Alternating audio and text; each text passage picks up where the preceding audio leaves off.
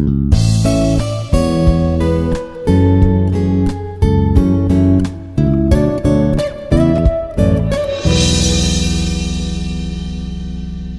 morning, my dear students. My name is Dr. KCH Apparao, working as a associate professor in mechanical engineering.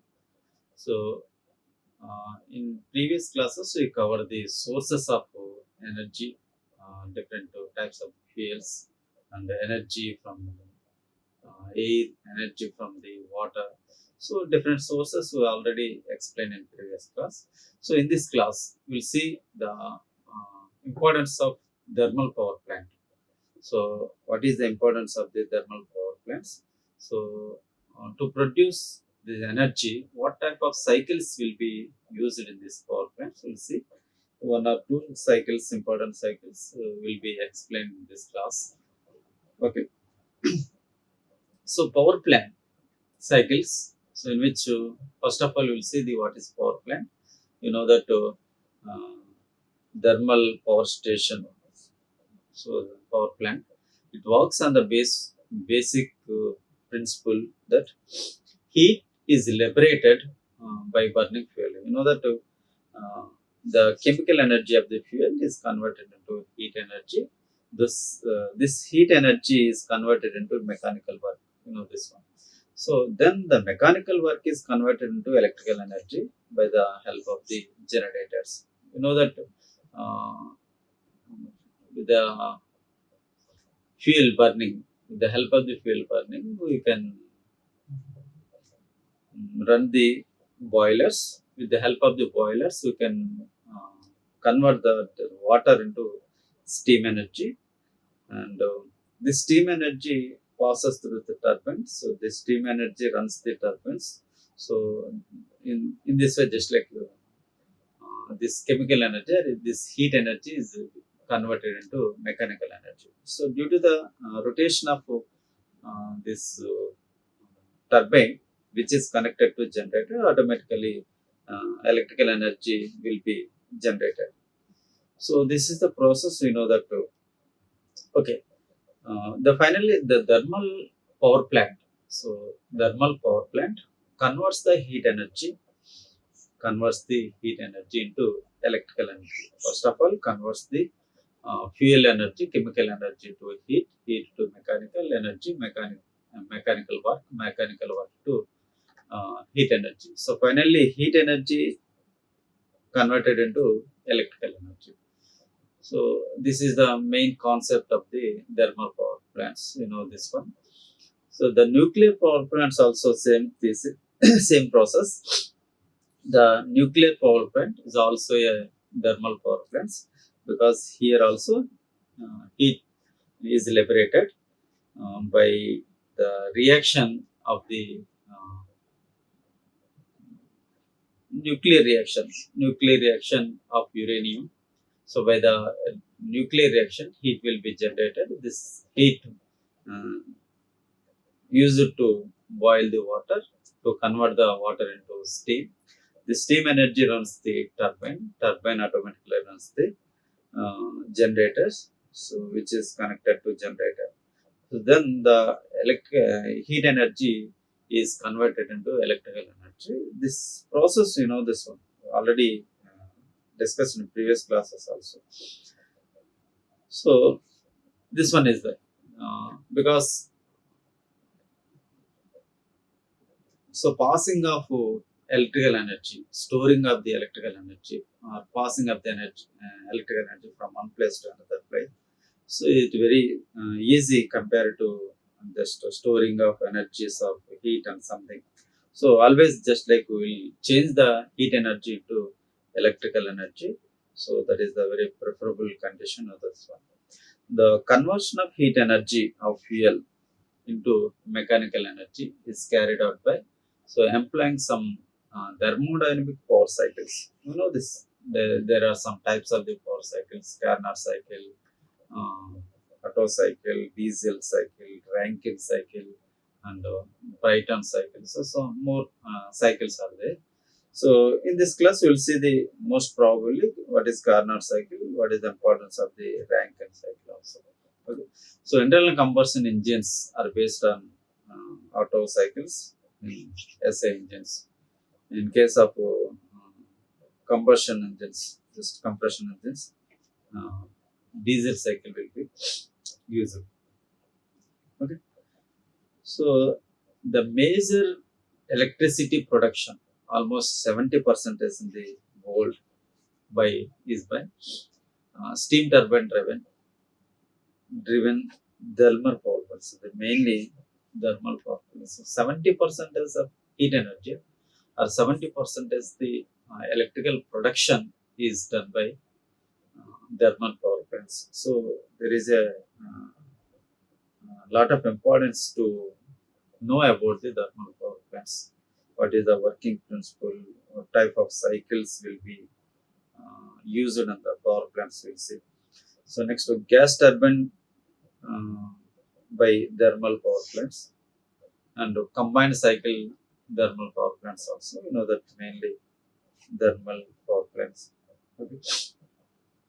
So first of all, we'll see the what is Carnot cycle. What is the importance of the Carnot cycle? So what is the just operations? We'll see. So here there are two types of the diagrams. One is the TS diagram. Another one is the just like PV diagram, pressure and volume diagram. So next one is the first one is the temperature and yes, entropy. So this diagram. Okay, we'll see first of all. So the Carnot cycle consists of mainly first one, two constant pressure operations. So constant pressure operations and two frictionless adiabatic operations. We'll see.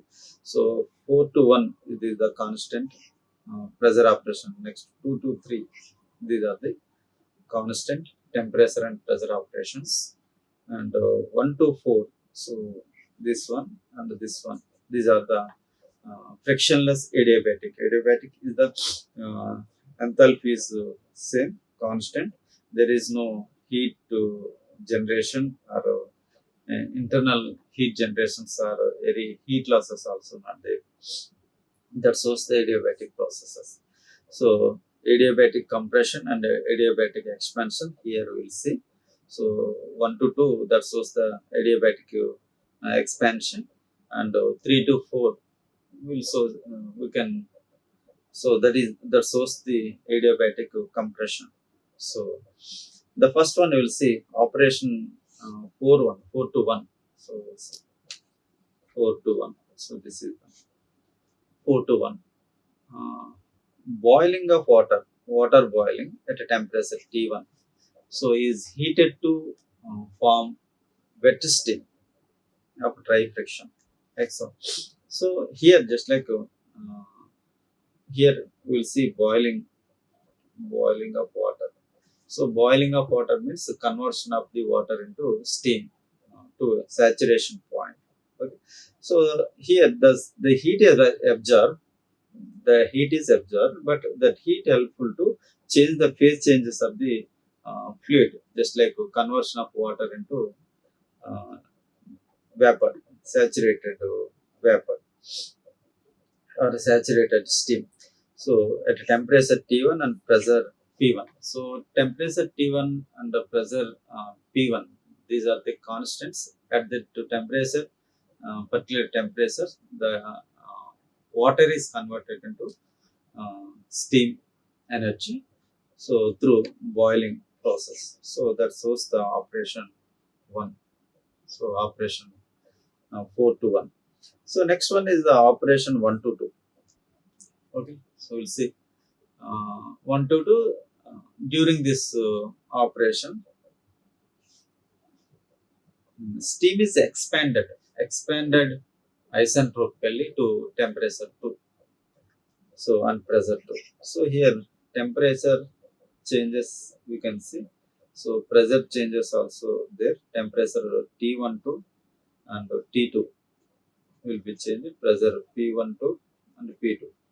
So expansion of the heat, steam energy or steam is will be expanded from temperature T1 to T2 and the pressure P1 to So expanded isentropically, there is no heat losses here, there is no any internal heat changes also. Okay. So point 2, this point 2 represents the condition of steam after expansion. So condition of steam after expansion. So that is the this one is the adiabatic expansion. You can see isentropic expansion. So third one we'll see. So third means uh, operation 2 to 3. Operation 2 to. So this one is the adiabatic isentropic expansion. So 2 shows the uh, condition of steam after expansion. Next operation 2 to 3. So during this operation, heat is rejected. Heat is rejected at constant pressure and temperature. Here also, so pressure and the temperatures are same pressure P2 and temperatures also T2. So same pressures and temperatures. So here just like heat is rejected at constant pressure and temperature. So as the steam is exhausted, it becomes water, wetter and cooler to 2 to 3. So it means the conditioning of the steam, the condition, the main requirement or main importance of this one is to conversion of steam into liquid conditions, liquid positions. So mm, this one is the next operation uh, 3 to 4. 3 to 4. Here also just like phase changing occurs will be occurred. Steam is converted into water by conditioning process, by condition or conditioner condensation process. Okay. So at constant temperature T2 and pressure P2. Okay. So next to 3 to 4. 3 to 4. So at the it means at 3 we'll see the condensed water. So steam is converted into water. So in this process, wet steam at 3 is compressed isentropically till the steam resigns its original state. So here just like mm, the steam. So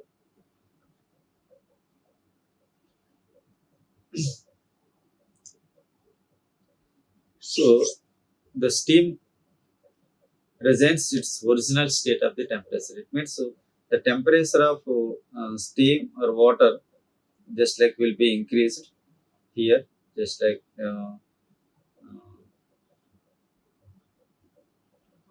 it means 3 to 4. This is the compression of the uh, water by help of the some pumps to to convert this and to send that water into boilers. So this is the condition.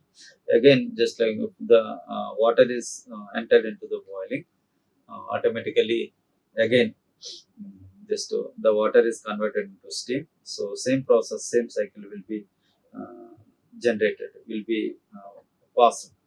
So this is the process, and this one is the shows the TS diagram.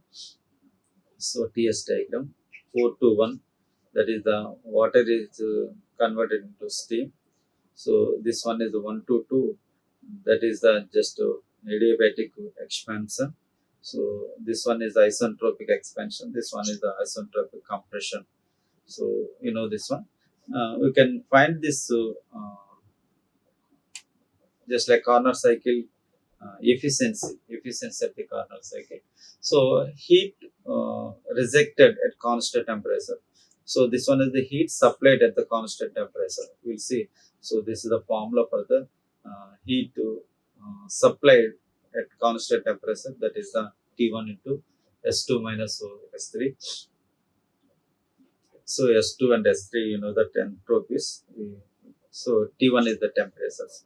So this is the value. So input value or heat supplied uh, at constant temperature, supplied value or supplied heat.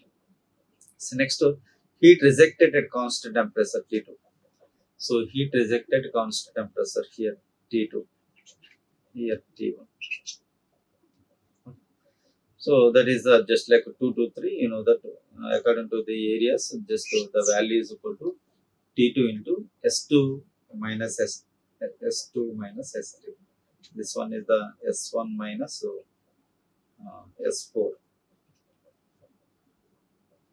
S4. Okay.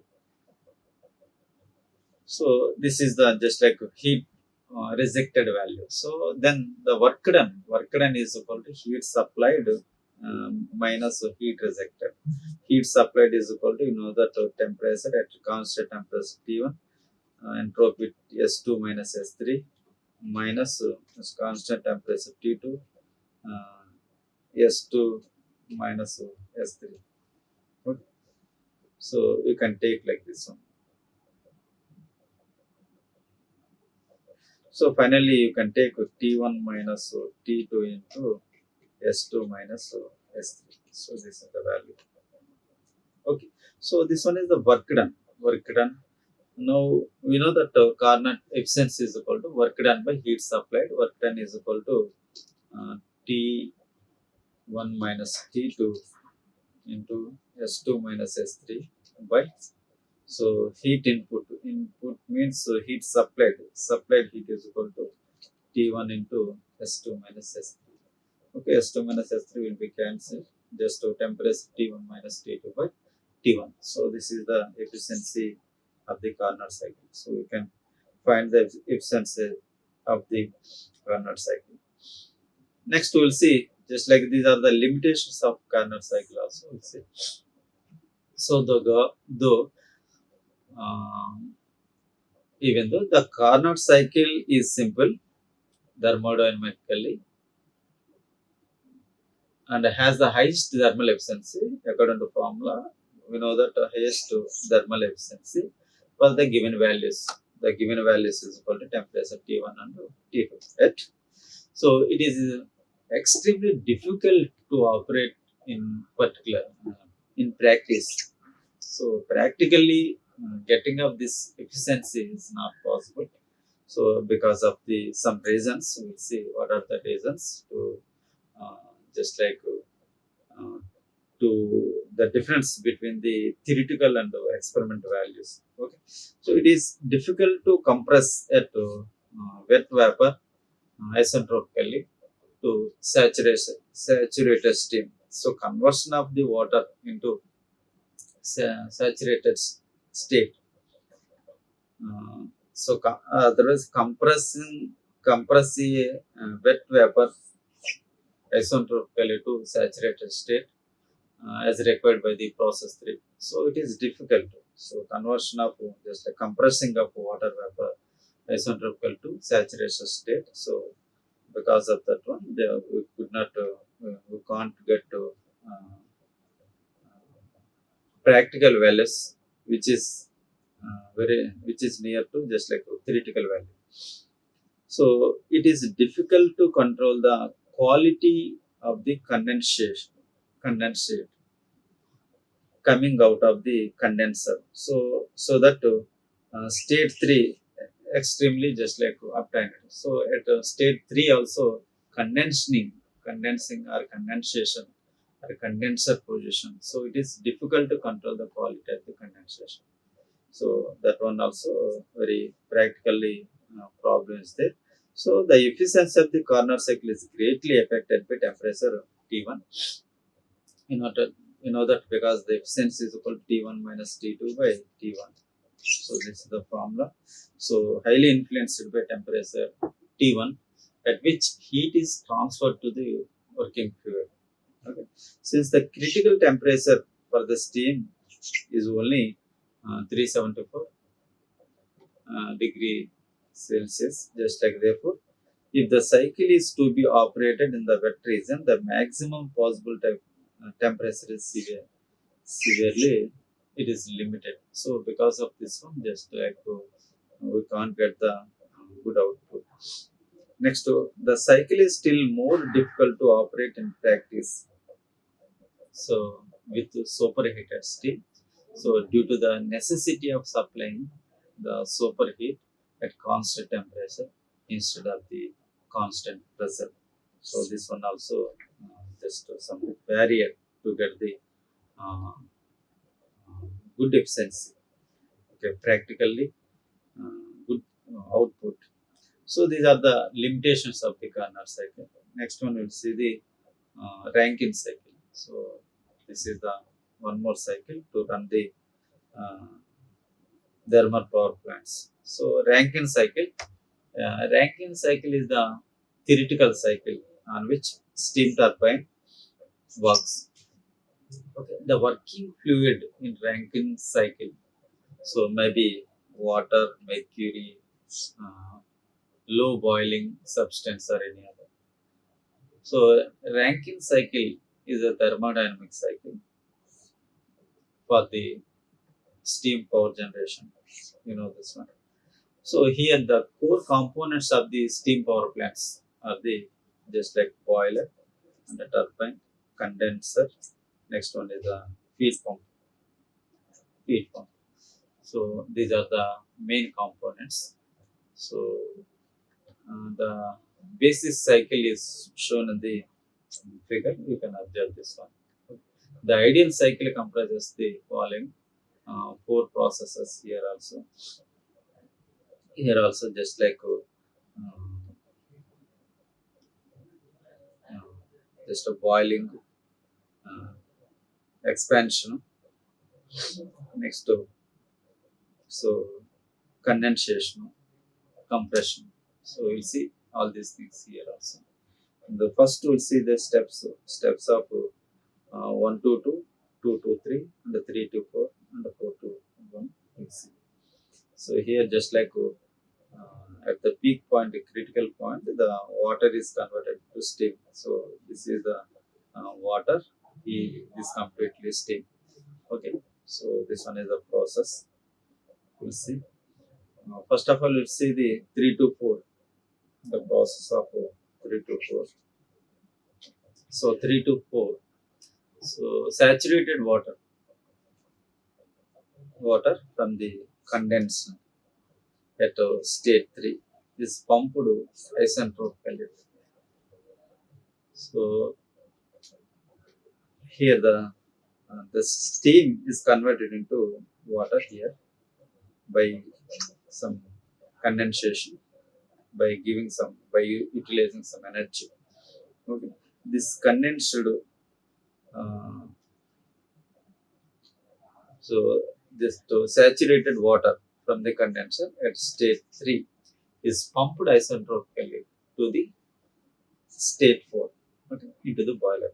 It means by the help of this pump, the saturated help of this pump, so the saturated water is pumped to the sent to the boiler. So that is the condition. So the pump work, required work is equal to that is the WP, work done by pump. So next we will see the 4.1. So 4.1 it means boiling 4.1, 4 to 1. So here. Okay. 4 to 1. So water at state 4 is heated at constant pressure and temperature in the boiler. You know that one. Uh, to state 1. So either superheated or saturated steam. Okay. So water is converted into steam with the help of the boilers. So here input heat is equal to Q1. Input heat is equal to Q1. So next 1 to 2. So boiling, by the help of the boiling, the water is converted to supersaturated steam. Okay. So next 1 to 2. So this one is the 1 to 2 is the, you know that steam expands. So steam expands isentropically according to like Carnot cycle also. So expand isentropically, it means enthalpy S1 is equal to entropy S1 is equal to S2. So through the turbine to state 2. So here just like because here just uh, the saturated steam this saturated steam pass through the turbine. So this through this turbine, the steam will be expanded. Due to this passing of turbine will work. You know this one. So automatically, due to this steam, the turbine develops the work done. That is the WT. Have to remember this one. Therefore, it enters the condenser. So after the this wet vapor, here we see wet vapor, this will be condensed. So condensing through condensation, the vapor will be converted into liquid. So here liquid. So this liquid is pumped to the boiler. That is the process. You know this. Okay. So 2 to 3. So 2 to 3. This one is the 2 to 3. Have 2 to 3. So this is 2 to 3 at constant pressure and pressure. Heat removal takes place through the process of condenser. So returns to steam to the state 1 saturated wet. It means in this process, due to the condensation, the steam is converted into water. So here also heat rejection will be occurring. The rejected heat is equal to Q2. So taken is equal heat is equal to Q1 in the boiling. So just like where water is converted into steam, here steam is condensed to water. Here rejected heat is equal to Q2. There are two types of work done. One is to pump the water into boiler. So that is the work done by the pump. And by the help of the steam, the turbine fills works, the turbine work. So work done is by turbine, that is the WT. So Q1 and Q2 and work done by pump and work done by turbine. These things are very important. Okay. So based upon those, then we can find out the efficiency of this cycle. So thermal efficiency of the cycle is defined as the ratio of net work output. You know that work net. You know the two works are there. One is the turbine work, another one is the pump work. Okay, turbine work is very high compared to pump. Okay, by heat taken energy. So heat taken by boilers water Q1, that is the Q1. So you know that this is the enthalpy H1 minus H2 minus H4 minus H3 by Q1 is equal to H1 minus H4. So these are the enthalpy values. Then we can convert this one H1 minus H2 minus volumes V3 into pressures P4 minus P3. Okay. So by H1 minus H4. Okay. So this is the formula to find out the efficiency of the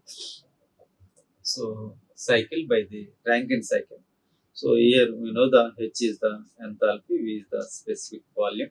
So T is the pressure, S is equal to entropy. So these are the values. You know, these are the things. Parameters, you know this one. So this is the just like thermal efficiency formula by the Rankine cycle. So in this way, just like by using different cycles, you can find out the efficiency of the thermal power plants. In this class, we covered only two cycles. One is the Corner cycle, another one is the Rankine cycle. So next class, we'll see a few more cycles for the conversion of heat energy into electrical energy. Okay, thank you for listening this class. We'll see further cycles in next class. Thank you. Like, share and subscribe. Hit the bell icon for more updates.